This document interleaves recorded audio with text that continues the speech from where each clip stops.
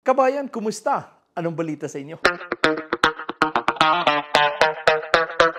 So yun guys, ito ang ating pag-usapan ngayon. Ito ngayon, napakaraming opportunity na hinahanap dito. 100 trabahador ang kinakailangan dito. Ito po yung nasa Nova Scotia.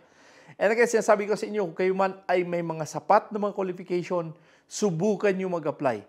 Kaya nga, sinasabi ko din sa inyo na panoorin nyo buo itong ating video dahil andito po lahat ang impormasyon. Lahat ng mga videos ko ditong pinupost sa aking YouTube, andyan lahat ang impormasyon.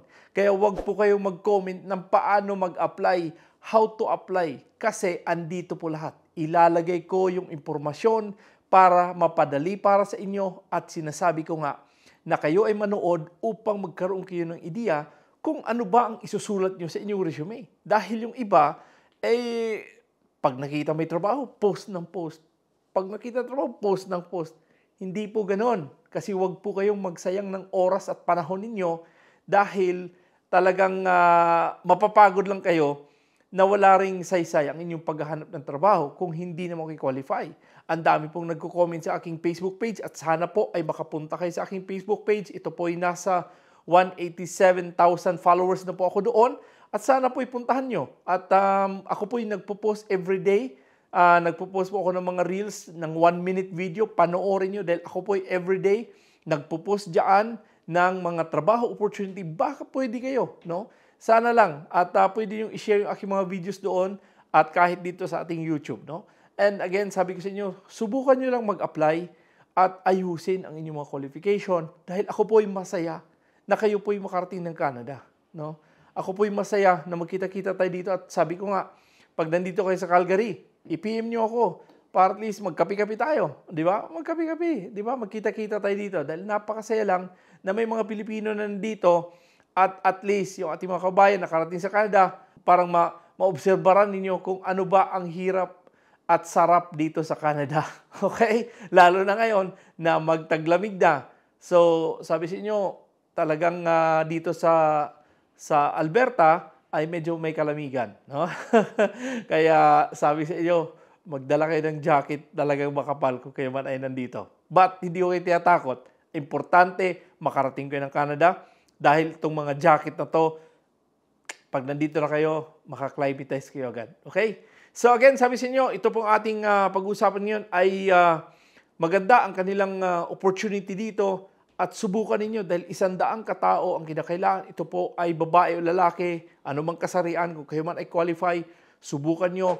At ito po ay 18 years old and above.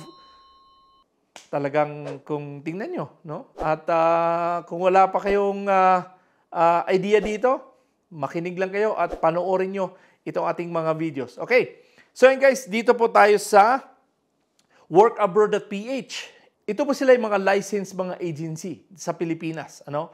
At ito po sila ay hindi pwedeng maningil ng placement fee dahil itong Canada ay pinagbawal ang placement fee. No?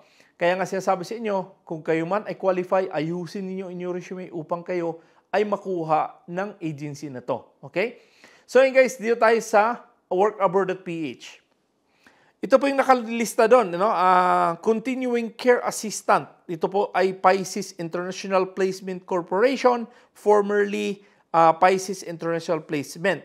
So ito po ay nasa Nova Scotia, sa Halifax, at $19.01 ang kanilang per hour dito at 100 katao ang kailangan dito. Naku, ang dami. Hanggang November 3 ang ang pag-a-apply, no? Sinasabi ko nga sa inyo na itong job description na nakikita ninyo, importante po ito at napakalaking bagay na meron kayong magandang job description. Dagdagan nyo na lang to dahil konti lang, 3 lang to. Dagdagan nyo pa kung ano ang ginagawa ninyo bilang isang care assistant. Okay? So again, ito pong hinahanap nila ay yung holder po ng NC2.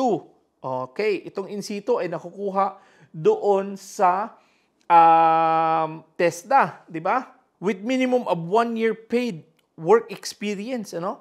Subukan nyo to at kung kayo man ay marunong magsalita at magsulat ng Ingles, pwede kayo dito. So ngayon, ito po yung kanilang mga qualification. Kung meron kayong minimum of 1 year work experience is required. Kung wala kayong 1 year experience, huwag kayong mag-apply. Okay? So, importante, meron kayong work experience kung kayo man ay mag-apply ng care assistant. And then, candidate must be a vocational diploma. Kayo man ay may mga short course certificate. Kayo man ay mga nurses. Kayo man ay mga, ano man ang mga similar field na meron kayo, subukan nyo. Kung meron kayong 1 year minimum experience sa hospital, the best po din yan. Okay? So ngayon, ito po yung informasyon nila. At ngayon, ilalagay ko doon sa description box yung itong workabroad.ph at kayo na lang ang mag-send ng application doon sa itong company ng Pisces International. So ngayon, ang gawin ninyo ay ayusin ang inyong mga resume at qualification. Dahil napakalaking bagay yan kung maganda ang inyong qualification. Okay? So again, sinasabi sa inyo, ang technique dito, ang tips ko dito kung paano kayo mag-apply, tingnan nyo yung kanilang job description. Ang kanilang job description, napakababa lang. Kung mayroon kang in situ, kayo man ay nurse, kayo man ay caregiver, o ano man ang mga certificate or diploma meron kayo, subukan nyo mag-apply. O ano bang job description na linalagay nyo or ano pa bang mga trabaho ninyo at isulat nyo doon sa job description na yan. Kasi napakalaking bagay, sinasabi ko sa inyo, itong mga employer na to, itong mga agency na to, nagkakaroon sila ng match. Okay? So, naghahanap sila ng tatlo, di ba? Tatlo lang ang kanilang job description. Kung meron kayong tatlo nun at meron pa kayong 5 pa na doon sa mga job description na hindi nila sinabi na pagandahan ng job description. Pag lumitaw na mas maganda sa inyo, itong mga agency na to, naghahanap sila sa halimbawa, mayroon silang 150 katao na nalikom. Tapos, sasabihin nila, employer, ito po yung aking 150, kayo na po mag-review dyan. Ito naman si employer, ang gagawin naman niya ay basahin niya yung mga sino, yung pinakamas malapit na mas maganda ang kanilang mga job description. Diba? Tinuturo ko na sa inyo para at least gumanda ang inyong resume. Ganon pag-apply. Kaya nga sinasabi sa inyo dito nga sa ating YouTube, tinuturo ko sa inyo, hindi lang ako nagtuturo kung saan kayo pupunta, kundi tinuturo ko sa ano ba isusulat nyo sa inyong resume. Okay? I-update nyo ang inyong resume. Ayusin nyo ang inyong resume.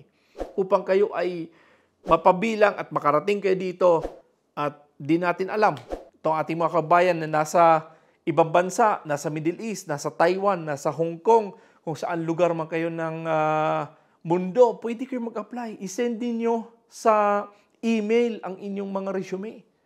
Ayusin paglagay. Kung hindi nyo alam paano magawa ng resume, pagpatulong kayo sa mga English teacher na sila ay makagabay sa inyo kung ano ba isusulat dyan kasi importante na sulit ang inyong resume. Sulit ang inyong application. Dahil by the time na kayo ay tatawagan na, ayan na, di ba? So pag tawagan na, anong ginagawa nyo? Hindi, bigkasin mo kung ano mang pinasulat mo sa resume mo. Di ba? Ganun kasimple. Para kayo ay makarating sa Canada. Di ba? Ganun. Ay, iwan ko lang. Siguro ako mag-apply dyan. Baka siya. Di ba? Yabang ko ha. So, ba't ang sabi sa inyo, kung kayo man ay may mga experience, kung kayo man ay ano man ang inyong mga work experience, mag-apply kayo ayon sa work experience. Okay? Sinasabi ko to lagi, huwag ayon sa gusto ninyo. Kung kayo man ay mag-apply na doon sa work experience nyo, malaki ang chance yan. Pero kung work experience na gusto ninyong trabaho, namili kayo ng trabaho, mahirapan kayo. Promise ko yan sa inyo. Promise ko yan sa inyo. Dahil kami nga, nag-hire nga kami. Tapos, tinanong nga sa akin one time na, ito, qualify ba to? Hindi. Drop diretso. Ano niyan? Wala, drop diretso. So, kaya nga siya sabi sa inyo, importante na maayos. Kasi, kung hindi maganda ang inyong, hindi impressive, hindi maganda ang inyong resume, promise ko sa inyo yan. I-drop yan ang resume niyo. So, again, marami po akong mga videos dito sa ating YouTube channel. Sana po ay mapanood ninyo, panoorin nyo. At para magkaroon kayo ng ideya kung paano ko sinasabi yung mga ibang trabaho para ma-apply ninyo sa mga kung gusto niyo ng welder, kung gusto niyo ng fabricator, sa factory worker, dairy, o ano bang trabaho gusto niyo, at least may idea kayo kung, ganun pala mag-apply. O, di ba? Ganun lang naman yan eh. So, patagay, sana po may natutunan kayo dito sa aking vlog na yon at pwede niyo i-share to ating mga video sa inyong mga kaibigan, kamag-anak na gusto at nagbalak pumunta sa Canada. I-share ninyo sa inyong mga social media, sa Facebook ninyo, sa Instagram ninyo. I-screenshot nyo lang, andyan yung link, send nyo sa kanila para at least marami tayong mga kabayan na makarating din sa Canada. Okay? Kung hindi pa rin nakapag-subscribe sa aking YouTube channel, sana po ay ma-subscribe niyo at huwag kalimutan lagi yung notification bell dahil importante yan para ako'y may pinopost, kayo po ay manu-notify agad. Okay? So, ganoon pa man, pwede kayong mag-comment lang ha kung meron kayong mga katanungan at ako naman talaga ay bumabalik. No? So, ganoon pa man, maraming salamat ulit sa inyong panonood at pagsubaybay sa aking channel. Ako po ulit si Noy Tebs. God bless and a wonderful day.